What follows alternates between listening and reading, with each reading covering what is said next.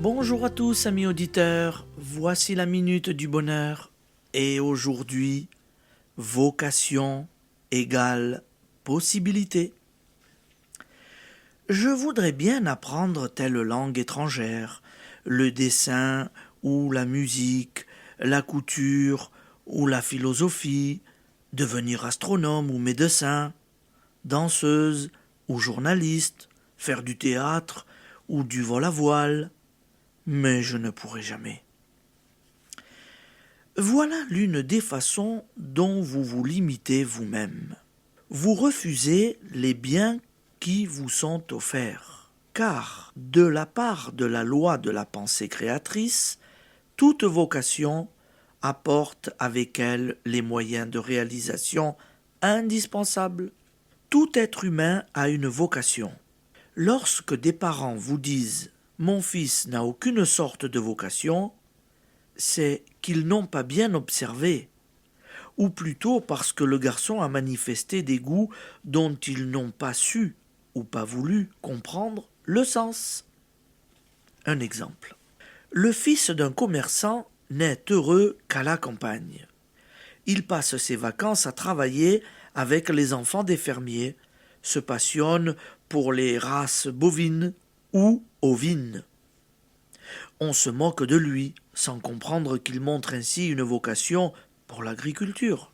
Il vendra des cravates, comme son père, mais il vendra mal, alors qu'il aurait réussi s'il avait suivi sa vocation.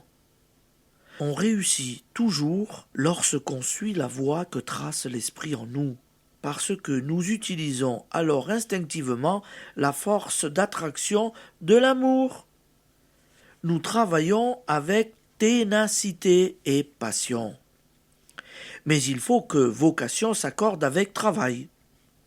Pourquoi tant de vocations sont-elles un échec, surtout dans le domaine artistique?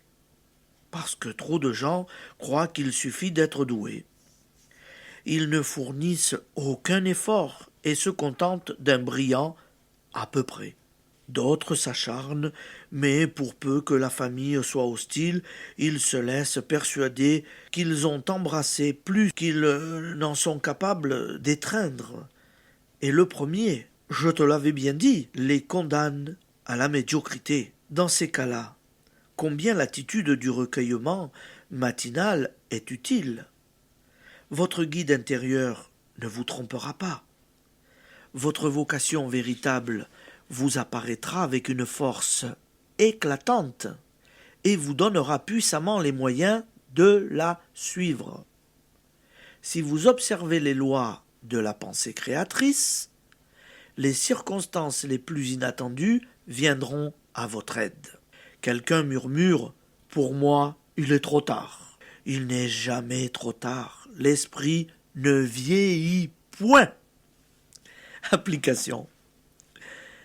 Vivez aujourd'hui en pensant que toute idée apporte avec elle les facultés nécessaires à sa réalisation. Qu'il s'agisse d'un métier ou du désir d'assimiler les méthodes du bonheur.